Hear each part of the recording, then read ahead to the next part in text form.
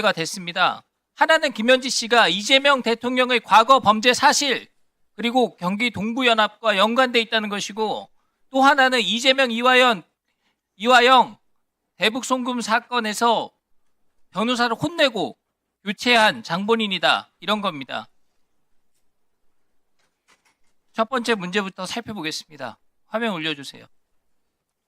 자, 이재명 대통령은 2004년도 성남시 의회에서 마이크 던지고 시의원을 겁박한 행위로 특수공무집행 방해 및 공용 물건 손상죄로 벌금형을 받았습니다.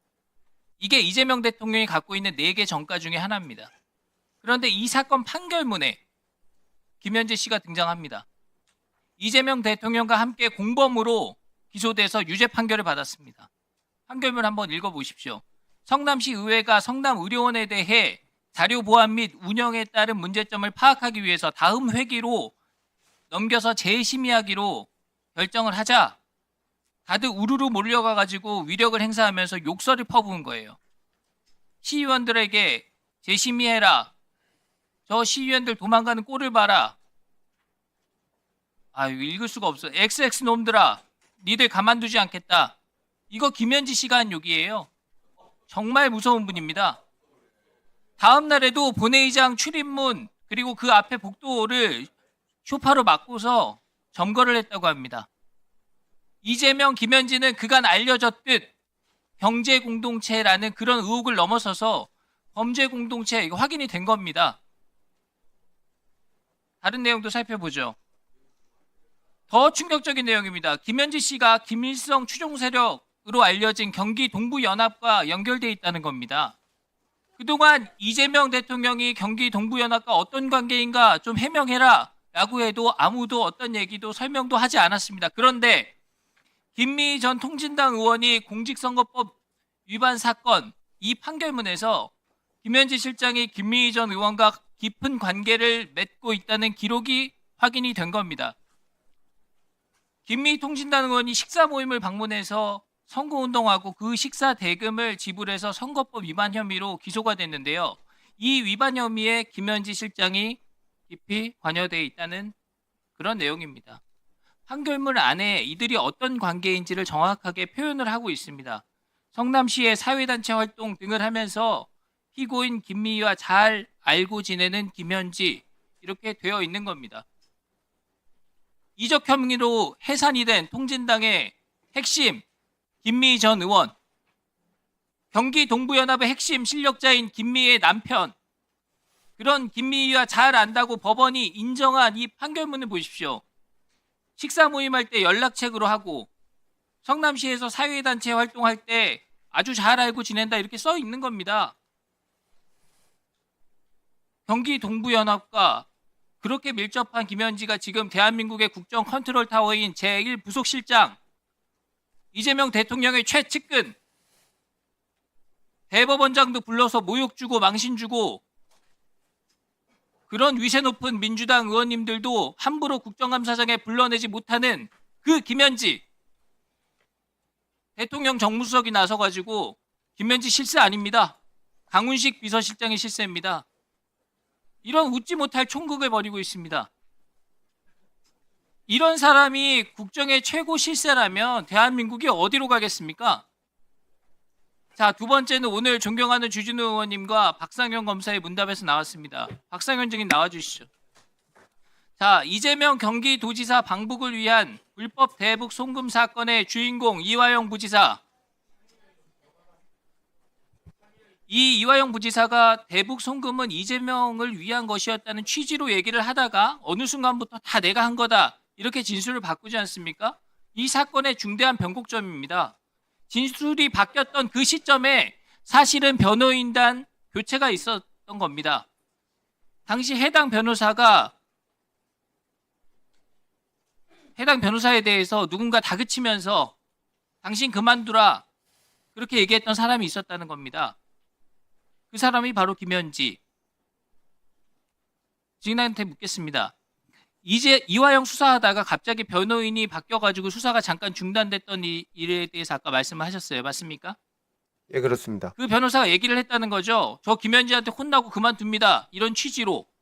그 당시에 들었던 얘기 기억나는 대로 한번 설명을 해주시죠. 당시 저희가 조사를 해야 했는데 변호인이 갑자기 출석하지 못하게 됐다고 해서 굉장히 조사가 중단돼서 좀 어려움이 있었습니다. 그래서 저희도 계속해서 왜 출석을 못하느냐라고 얘기를 했었고, 또 당시 이화영 피의자도 굉장히 절박하게 변호인한테 다시 와달라고 여러 번 요청을 했었습니다. 그런데 그때 당시에 그 설주한 변호사는 도저히 굉장히 많이, 제가 들은 그때 내용으로는 제가 뭐 구체적으로 다 말씀드릴 수는 없지만 좀 많이 모욕을 당했다는 취지로 그렇게 뭐 얘기를 했었습니다. 그래서 도저히 이 변론을 더 할 수가 없다라고 얘기를 했었고, 그때 설주한 변호사가 또 얘기했던 내용은, 자, 누가 얘기했다는 건지 말씀해 주시죠. 네. 네.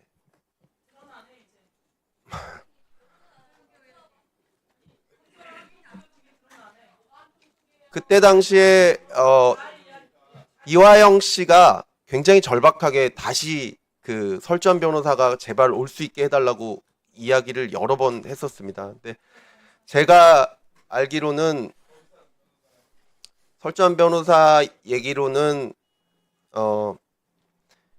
이화영 부지사가 얘기하는 것이 민주당 측에 자꾸 뭐 자백하는 내용을 다 얘기를 해서 그 내용들 민주당에서 전부 다 알고 있는 것 같다고 그렇게 얘기를 했었고, 자기가 거기에 개입을 하거나 이런 적이 없고 이화영 부지사가 얘기를 직접 하는데, 이화영 부지사는 그게 설주한 변호사 때문에 내가 이렇게 얘기한다는 식으로 좀 거짓으로 얘기를 한다, 그런 취지로 잘못 민주당에 전달이 되고 있다. 그래서 이런 상황에서 더 이상 변론을 할 수가 없다, 그렇게 얘기를 했던 기억이 납니다. 예.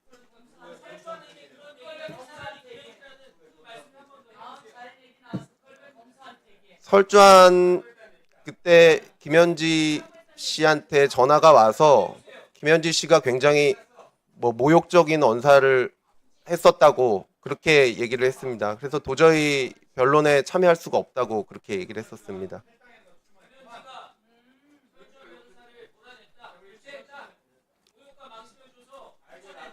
예, 굉장히 좀 강하게 질책했다고 그렇게 들었습니다.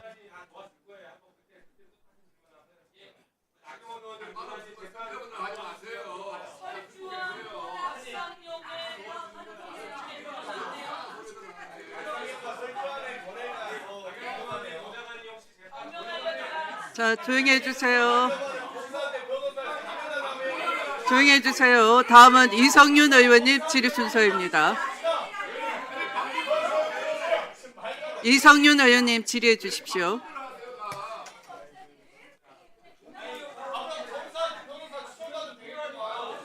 설주환이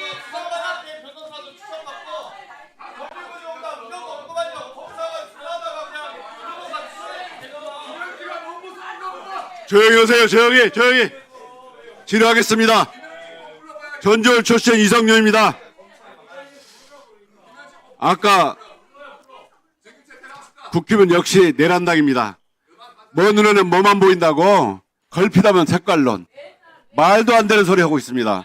아까 오전에 이화영 증인이 나와가지고 설변호사를 해촉한 이유가 검사 편을 들고 자기 편을 안 들었기 때문에 교체했다는 겁니다. 그게 뭐가 잘못입니까? 자, 먼 눈에는 뭐가 보인다고. 이제 검사하고 변호사하고 한통속 된 거 다 증명됐습니다. 오히려 좀 부끄러워야 됩니다. 부끄러워서. 정말로. 이게 뭐가 필요하고 참 부끄러운지 알으세요? 무슨, 김민희 씨 하는 것이 무슨 저 범죄입니까? 부끄러운지 알아요, 부끄러운지. 예? 아이고, 설주환 나오라고 하세요. 설주환 부르면 될 거 아닙니까? 자, 의사 진행 중입니다. 조용히 해주세요. 위원님 여러분 조용히 해주세요. 아유, 네. 김건희, 윤석열한테 한 말씀도 못 들은 분들이 3년 동안 김건희 수사란 말 한마디로 했어요? 예? 윤석열 내란에서 한마디로 했습니까? 투표라도 했어요? 조용히 해주세요. 부끄러운 줄도 모르고. 아이고, 같이 하늘을 이고 있는 것이 부끄럽습니다. 법무장관님, 자, 조용히 해주세요. 반드시 올해는 내란당 국힘을 해산시켜 주십시오. 그게 장관님께서 올해 반드시 해야 할 일입니다. 2013년 통진당 해산했던 사례 알고 계시죠? 예, 알고 있습니다. 1년 만에 해산됐습니다. 국힘 지부 통진당은 내란 음모만 해가지고도 해산이 됐습니다. 국힘은 내란을 실행했고 지금도 내란 잔당과 함께 이렇게 하고 있습니다. 예? 반드시 국힘을 해산시켜 주십시오. 장관님, 예, 제가 지난번에 출국금지 문제점을 말씀드렸죠. 예, 그렇습니다. 좀 알아보고 좀 개선 방안 마련했습니까?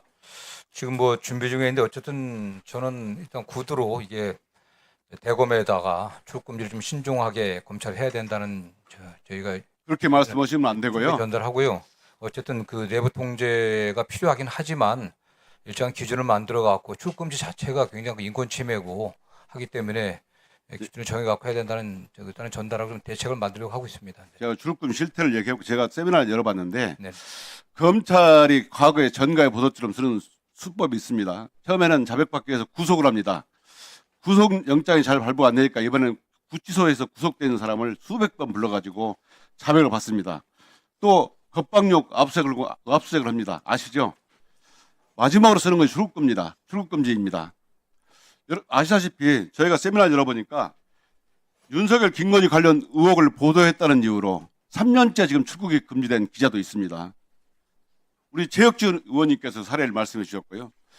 수사기관에 고발했다는 이유로 한 번도 통지 연락을 안 받았는데 무려 18개월 동안 출국금지를 당했다는 사례도 있고요.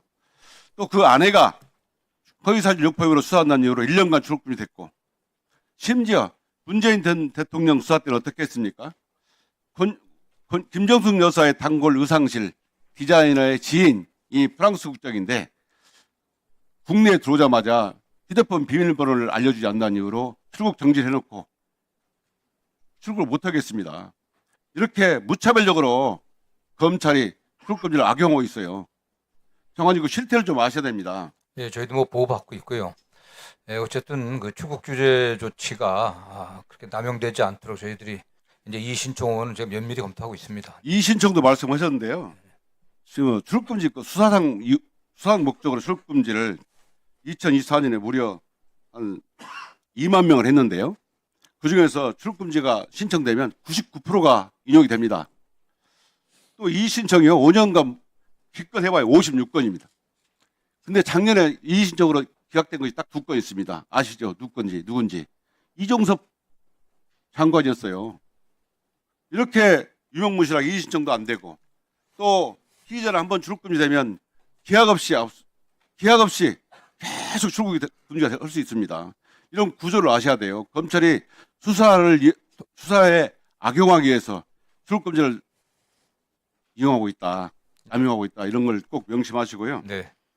그런데 문제는 뭐냐면 말이죠. 지난번에 말씀드린 것처럼 출국금지를 해도 통지가 안 된다는 게 문제입니다. 혹시 출국금지 안 되는 사유가 뭔지 아십니까? 통지 안 되는 사유가 뭔지 아십니까? 출입국관리법에 의하면 수사에 중대 명백 장애 사유가 있으면 통지를 않게 돼 있습니다. 이런데 이게 작년에 통지 안 하는 비율이 무려 50%가 넘어요. 혹시 그거 알고 계십니까? 뭐 그 통계 모르고 있습니다. 이렇게 보시면 출국금지가 작년에 총 1,800건이 됐는데 결정률은 91%, 51%가 당사자에게 통지가 안 되고 있습니다. 당사자도 모르고 있어요. 이러다 출국하려고 공항에 나가다 보면 걸릴 거 아닙니까? 그러면 어떻게 되겠어요? 가족들한테 정말 우세되고 또 가족들과 함께 여행을 못 가고 돌아오는 겁니다. 장관 이런 고통을 아셔야 됩니다. 이걸 막기 위해서 출국금지 기간을 단축하고 연장하도록 만들었는데 검찰이 그걸 또 악용하고 있어요. 저도 출국금지 당해가지고 출국금지 통지도 안 했습니다. 저도 왜 내가 수사에 장애가 되느냐 물어봤어요. 말을 못합니다.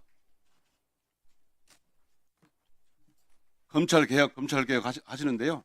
장관님께서 꼭 그 소명의식을 가지고 정말 최소한의 범위 내에서 출입금지가 될 수 있도록 꼭 제도를 개선해야 됩니다. 예, 이건 뭐 분명히 말씀드리지만 이재명 정부 출범 이후에는 확실하게 좀 달라지고 있습니다. 나중에 통계를 보시면 아시게 될 겁니다. 그런데요, 제가 또 하나 그 세미나 과정에서 알게 된 게 있는데요. 출입금지가 왜 이렇게 출입금지 자판기라 할 정도로 출입금지가 잘 될까 물어보니까 출입금지 담당 인력이 딱 4명인데 신규 신청 담당 2명, 연장 담당 1명, 이의신청 담당 1명, 총 4명입니다. 이 4명 가지고 수만 건의 출입금지를 다 할 수 있겠습니까? 우선 인력부터 빨리 보강하시고요.